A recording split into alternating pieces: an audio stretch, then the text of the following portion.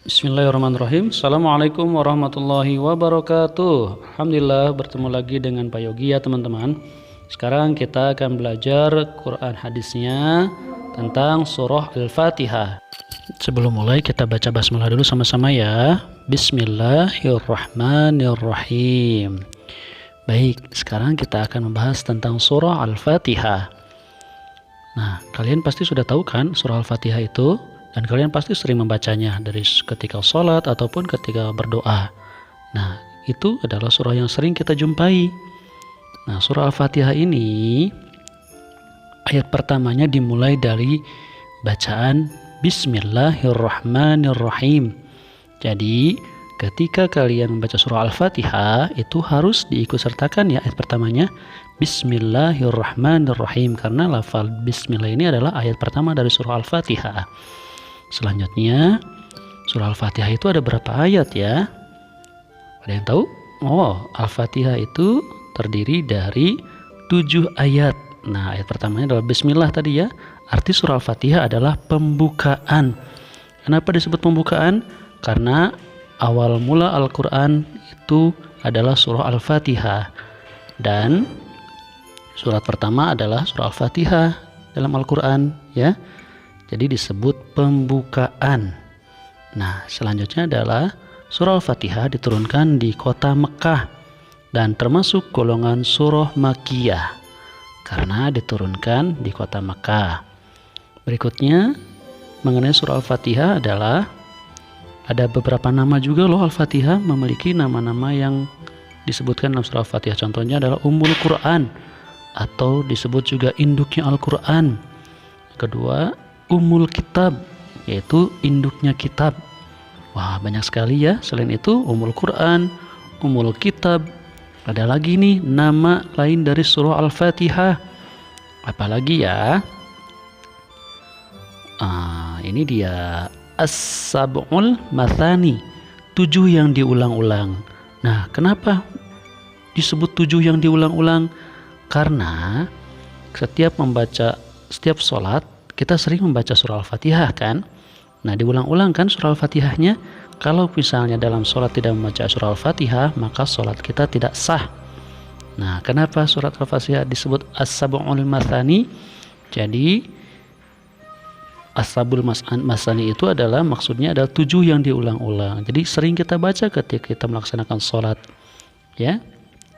Selanjutnya apalagi ya? Nah, isi kandungan surah Al-Fatihah pertama itu tentang keimanan. Allah Subhanahu wa Ta'ala adalah satu-satunya pencipta dan pemberi nikmat di dunia ini. Oleh karena itu, di ayat kedua dan ketiga manusia memuji Allah dan menyebut namanya. Ya, di ayat kedua dan ketiga manusia itu memuji Allah dan menyebut namanya. Alhamdulillahirabbil alamin. Segala puji milik Allah, Tuhan semesta alam. Itu pujian bagi Allah. Ar-Rahmanir-Rahim. Nah, itu juga sama. Yang Maha Pengasih lagi Maha Penyayang. Lalu isi kandungan yang keduanya apa? Tentang hukum-hukum. Kebahagiaan yang kita harapkan didapatkan dengan menjalani aturan-aturan dari Allah. Aturan-aturan dari Allah itu banyak sekali teman-teman. Contoh yang sederhananya saja, kita tidak boleh menyakiti orang lain. Itu yang contoh yang sangat sederhana ya. Itu adalah salah satu aturan yang Allah berikan untuk kita semuanya. Lalu isi kandungan surah Al-Fatihah selanjutnya adalah berisi tentang ibadah. Kita sebagai manusia harus beribadah hanya kepada Allah. Meminta pertolongan atau sesuatu pun hanya kepada Allah. Karena tidak ada Tuhan di dunia ini selain Allah. Nah, ini tertera pada ayat berapa ya yang berbunyi Iyyaka na'budu wa iyyaka nasta'in. Itu bunyinya.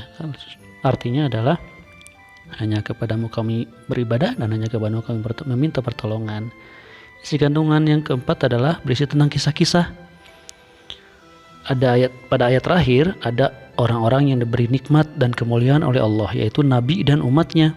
Ada juga orang yang sesat dan dimurkai Allah, yaitu orang-orang yang menentang ajaran Allah. Nah, demikian teman-teman ya pembahasan mengenai surah Al-Fatihah. Alhamdulillah materi hari ini mengenai surah Al-Fatihah sudah selesai. Tugas dari Pak Yogi adalah kalian silahkan buka buku paketnya halaman 110. Nah, kerjakan latihan mengenai surah Al-Fatihah mulai dari halaman 110, 111, dan 112 ya. Yang dikerjakan adalah bagian A dan B-nya saja. Nah, tugasnya adalah bagian A dan B-nya saja. Kalau sudah selesai, nanti tulis jawabannya saja di kertas lembar ya, atau di buku tulis. Jawabannya saja bagian A dan B, nanti jawaban itu difotokan ke Pak Yogi, kirim ke WA Pak Yogi. Demikian pembelajaran mengenai surah Al-Fatihah hari ini. Terima kasih. Assalamualaikum warahmatullahi wabarakatuh.